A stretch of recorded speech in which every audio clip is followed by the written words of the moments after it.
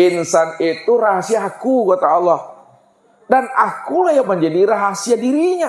Itu maknanya. Siapa yang kenal dirinya, pasti dia kenal Allah. Karena Allah itu yang menjadi rahasia diri Bapak Ibu. Zahirnya aku nyata pada dirimu, tapi batinnya kamu nyata pada aku, kata Allah. Itu yang mesti kita tilik. Itu yang mesti kita center. Man ana, siapa aku sebenarnya. Supaya kita paham dan mengerti. Maka ini yang diajarkan oleh Nabi. Man tolabal maula bi ghairi nafsin faqad dolalan baida. Barang siapa yang ingin mencari Allah, ingin menemui Allah, ingin berlibat dengan Allah, tapi dia tidak mau ikrok dan menyentar ke dalam dirinya, maka dia tidak akan pernah bisa untuk menemui Allah itu. Dia makin berada pada kesesatan yang sangat jauh, Bapak Ibu. Jangan kita ini seperti ikan mencari air, Bapak Ibu, yang sering Ustaz katakan. Seekor ikan, Bapak Ibu, berenang dah 7 hari 7 malam dia di dalam air itu, ya, dalam sungai, ya, tak berjumpa dia air yang dia cari itu. Ketika dia melewati temannya atau sahabatnya di dalam air itu, berjumpalah dia dengan tunggu kayu yang ada di dalam sungai itu. Lalu apa kata sahabatnya tunggul kayu yang ada dalam sungai itu? Wahai sahabatku ikan, apa sebenarnya yang kamu cari selama ini 7 hari 7 malam? Karena aku melihat dari bahasa tubuhmu ada sesuatu yang akan engkau cari. Apa kata saudaranya ikan tadi? Wahai sahabatku tunggul kayu, sebenarnya aku dah 7 hari 7 malam ingin mencari air, tapi air yang aku cari itu tidak pernah kunjung aku temui. Maka tunggul kayu tadi, karena dia tahu dan mengerti air itu di mana, dia senyum. Setelah dia senyum, maka dia pun berfatwa, wahai sahabatku ikan, kalau engkau ingin mencari air, maka cukuplah engkau merenung ke dalam diri. Cukup kamu bertafakur ke dalam diri. Cukup kamu menilik dan ikrok ke dalam diri. Kalau kamu mau bertafakur, menilik dan ikrok ke dalam diri, kamu tidak kemana-mana, cukup berhukum saja kamu. Tilik ke dalam dirimu. Aku pastikan kamu akan mampu menemui air yang kamu cari selama ini. Apa kata kawannya? Wahai sahabatku tunggul kayu, terima kasih banyak atas nasihat dan fatwamu. Mulai saat ini dan detik ini aku tidak akan kemana-mana. Aku akan menilik dan ikrok ke dalam diriku. Rupanya iya Bapak Ibu. Setelah ikan itu ikrok menyenter ke dalam dirinya, barulah dia di situ terkejut Bapak Ibu. Rupanya air itu tidak di mana-mana. Ya, karena dirinya sudah berada dalam air selama ini. Kalau dia tidak berada dalam air selama ini, lalu ikan itu di mana hidupnya tuh? Tilik ke dalam.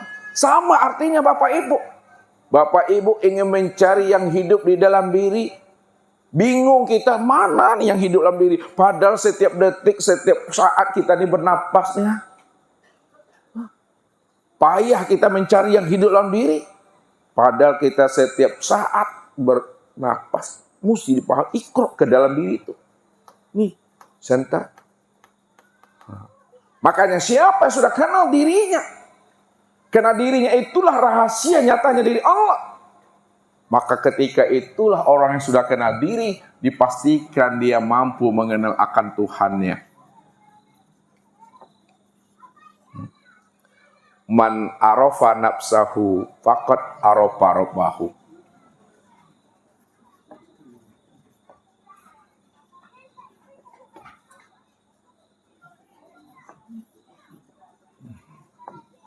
Siapa yang telah kenal akan dirinya, pasti dia mengenal akan Tuhannya. Siapa yang sudah kenal akan dirinya, pasti dia kenal akan Tuhannya. Dan siapa yang sudah mengenal Tuhannya, disitulah dirinya itu menjadi binasa. Dirinya itu benar-benar mati. Man arafa rabbahu fasadal jasad. Man arafa rabbahu fasadal jasad. Siapa yang telah mengenal Robnya, sudah mengenal Tuhannya, maka hancur binasalah akan dirinya itu. Benar-benar karam dirinya, benar-benar tiada dirinya.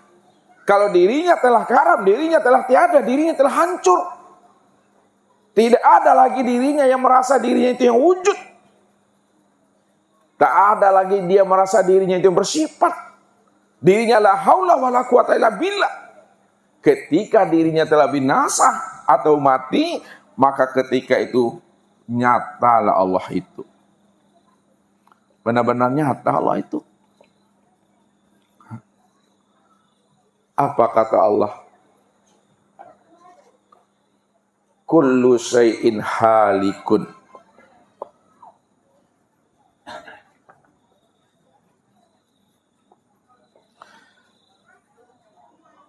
Illa wajhahu. Tiap-tiap segala sesuatu itu binasa. Tiap-tiap segala sesuatu itu adalah hapus. Tiap-tiap segala sesuatu itu sebenarnya tidak ada. Illa wajhahu, yang ada, yang wujud, yang nyata hanyalah Allah semata-mata itu. Maka disitulah nyatanya Allah itu. Ini yang diingatkan Allah kepada kita. Bila engkau adalah engkau, maka engkau tak kenal aku. Bila engkau bukanlah engkau, pasti engkau kenal aku. Maksudnya, bila engkau adalah engkau, maka engkau tak kenal aku. Bila engkau merasa engkau yang bersifat wujud, engkau yang merasa, yang melihat, mendengar, berkata, mengetahui, berkuasa, berkehendak dan hidup itu, pasti kamu tidak akan pernah mengenal aku, karena yang sebenar wujud itu aku, kata Allah. Yang sebenar-benarnya melihat, berkata itu aku. Yang sebenar-benarnya mengetahui, berkuasa, berkehendak hidup itu aku. Tapi kalau engkau merasa, kamu tidak akan pernah bisa mengenal aku. Namun apabila engkau bukanlah engkau, pasti engkau kenal aku. Kalau engkau sudah menyadari bahwa diri engkau itu memang nggak ada, disitulah engkau bisa mengenal yang sebenar ada itu aku. Makanya yang menjadi hijab kita untuk mengenal Allah itu adalah keakuan diri sendiri. Inilah pesan Nabi. Bunuh keakuan diri yang merasa diri itu ada. Jangan merasu-rasu juga. Wah. Bawa-bawa sama ada yang aden juga. Kalau kita masih merasa diri kita ini ada di situ, maka apa katanya? Wujudu kazanbun, adanya pengakuan dirimu, itu yang dosa itu. Itu yang dikatakan namanya najis batin. Itu yang dikatakan junub batin. Kalau najis batin Bapak Ibu, mandi kita dibersihkan dengan 7 lautan, dengan 7 samudra. Orang yang najis batin itu tidak akan pernah bersih dirinya itu. Tapi kalau diri ini yang jasmani ini kena najis zahir dia. Kena nanah, kena darah, kena muntah, kena kencing dia. Bisa dibersihkan dengan air musola kita ini. Bisa dibersihkan dengan air sungai kita itu. Bisa dibersihkan dengan air yang turun dari langit dan yang terbit daripada bumi. Kalau najisnya najis zahir. Tapi kalau najis batin tidak bisa dibersihkan Bapak Ibu. Lalu gimana caranya Ustaz? Apa kata Allah? Kalau kita ingin membersihkan najis batin yang ada pada diri kita ini. Jawabannya Allah katakan apa? Faktulu anfusakum. Zalikum khairul lakum inda bariikum pataba alaikum. Siapa yang ingin membersihkan najis batin, nuju batin yang ada pada dirinya, bunuh dirimu.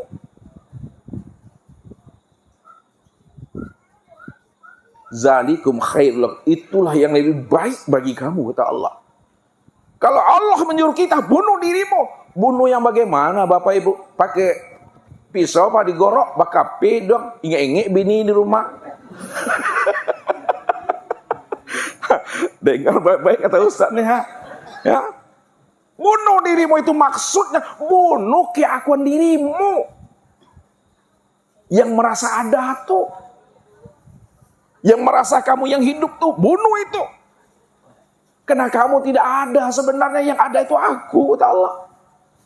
Jangan ngaku-ngaku pula Allah hidup, kita hidup pula. Padahal hidupnya kita dihidupkan Allah. Allah hidup dengan sendirinya. Allah wujud, kita merasa pula wujud. Padahal adanya kita diadakan Allah. Allah itu ada dengan sendirinya. Maka pahamilah diri kita ini betul-betul tiada. Kalau diri kita betul-betul tiada, itu artinya diri kita itu adalah benar-benar buta, tuli, bisu, lemah, papah, bodoh, dan mati. Itu yang diri kita yang sebenarnya. Mengaku kita. Ketika itu kita sudah merampok haknya Allah dah sudah. Kita sudah menyanding-nyandingkan diri kita dengan Allah. Siapa yang merampok Allah dan menyanding-nyandingkan dirinya dengan Allah, cincai nasibnya Bapak Ibu. Lah itu cincai. Kate nak berpucuk ke bawah, nak bawa di tangga-tangga di girik kumbang tu. Itu sang saya sansaro tu. Wah. Gak tahu jalan pulang dan kembali kepada Allah itu. Jadi jangan mencoba-coba ingin menyanding-nyandingkan dengan Tuhan.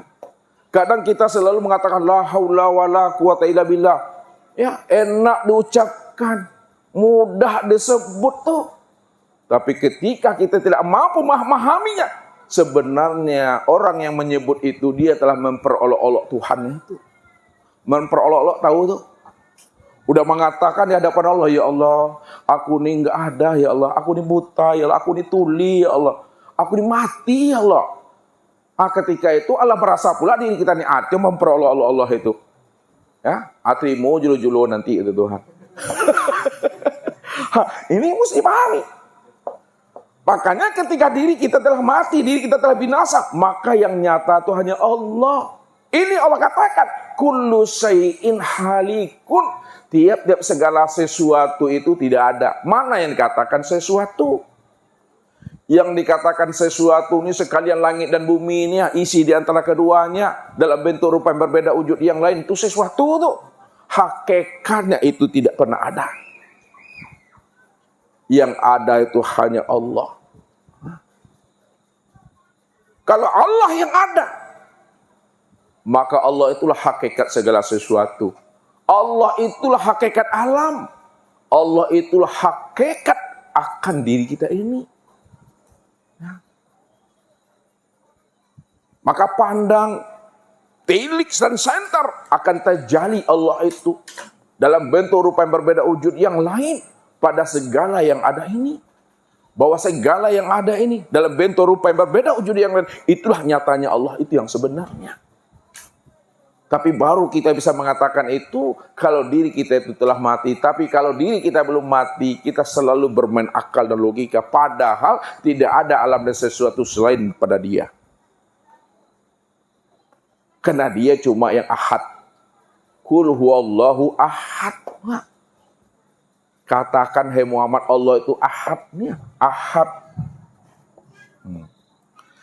Ahad. Esa tunggal.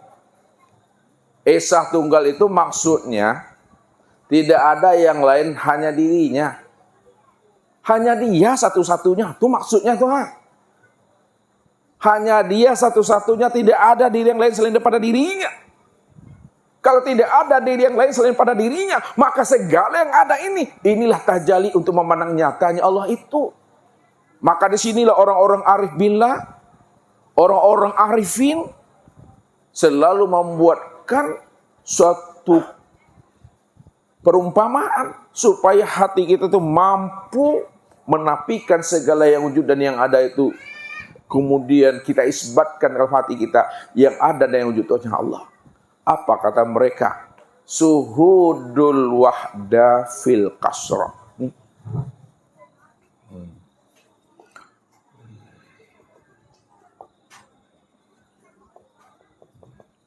Suhudul kasra fil wahda.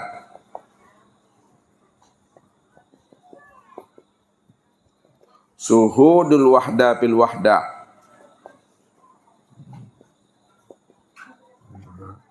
Yang pertama, suhudul wahda fil kasrah. Pandang yang satu pada yang banyak. Yang satu itu Allah, yang banyak itu sesuatu. Maksudnya, Suhudul wahda fil kasra, pandang yang satu pada yang banyak, bahwa Allah itulah yang wujud pada segala yang ada nih.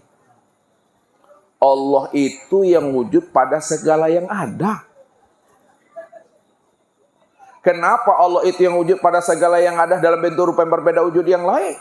Karena dia satu-satunya, tak ada diri yang lain selain daripada dirinya. Hanya dia seorang. Nah, yang kedua, udah mantap itu, tilik lagi ke dalam suhudul kasroh fil wahda, pandang yang banyak pada yang satu.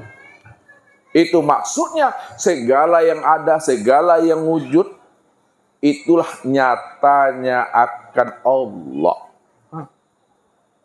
Segala yang ada, segala yang wujud, sekalian alam nih, ya, dalam bentuk rupa yang berbeda, wujud yang lain, nama yang bermacam-macam, itulah nyatanya wujud Allah itu. Karena dia cuma yang awal, akhir, zahir, dan batin. Suhudul wahda fil wahda, pandang yang satu, tampak yang satu. Pandang Allah yang tampak juga Allah. Nah, begitulah nyatanya Allah itu. Ini yang dikatakan oleh Nabi itu. Innakum satarawna rabbakum iyana. Kamu benar-benar menyaksikan Allah yang nyata itu betul-betul nyata, senyata-nyatanya. Apa kata Nabi kepada sahabatnya? Mampukah kamu melihat bulan purnama di malam hari tanpa ditutupi oleh awan? Mampu ya Rasul. Mampukah kamu memandang namanya matahari tanpa ditutupi oleh awan dan mendung? Mampu ya Rasul. Begitulah kamu melihat dan menyaksikan Allah itu nyata. Tidak ada satupun yang mampu mendindingi akan wujud nyatanya Allah itu. Tapi kenapa manusia tidak mampu memandang Allah yang wujud dan yang nyata itu Bapak Ibu? Karena manusia ini selalu tertipu memandang bentuk dan rupa. Contoh nih. Gale itu Bapak Ibu, gale. Gelas. Lihat, ini gelas. Ya, kalau tahu gale, gelas lah tuh. Gelas kaca. Ya. Gelas kaca. Sekarang kaca nih Bapak Ibu, kaca itu sudah bertejalli dia, sudah nyata dia kepada gelas. Sudah nyata dia kepada piring. Ya. Nah, ini piring atau mangkuk lah. Ketika kaca ini sudah nyata dia kepada piring dan nyata dia kepada gelas, pada saat itu manusia lupa memandang namanya kaca. Ketika dia memandang gelas, tak terpandang dia akan kaca. Ketika dia memandang piring, tak terpandang dia akan kaca itu. Kenapa? Karena dia tertipu memandang bentuk dan rupa. Paham bahasa Ustaz tuh? Nah, kan asal piring, asal gelas itu kan kaca tuh. Nah ini kaca. Lalu kaca ini berubah bentuk dia, bertajali dia, nyata dia, menzahirkan dirinya berupa gelas dan berupa piring. Setelah kaca ini sudah berbentuk piring dan gelas, ya, kenapa manusia tak mampu memandang kaca pada piring dan gelas? Karena manusia itu selalu tertipu memandang bentuk dan rupa. Ya. Makanya ketika dia memandang bentuk dan rupa gelas dan piring, tak terpandang dia akan kaca. Padahal piring dan gelas itu, itulah sebenarnya bentuk dan rupa kaca. Pertanyaannya sama Bapak Ibu. Bagaimana cara Bapak Ibu mengajarkan orang supaya dia tidak tertipu memandang bentuk dan rupa pada saat dia memandang piring dan kaca ini, memandang piring dan gelas ini terpandang bagi dirinya kaca. Bagaimana caranya itu? Supaya terlihat kaca pada piring dan gelas itu. Diapakan kaca dan piring itu Bapak Ibu? Dipecahkan, dihancuan tuh. Lihat dan Tuhan, picah dilinyak-linyak ya. Ketika bentuknya sudah kita hancurkan, bentuk piring sudah dihancurkan, bentuk gelas sudah dihancurkan. Ketika itulah baru terpandang kaca yang sebenar-benarnya. Ya.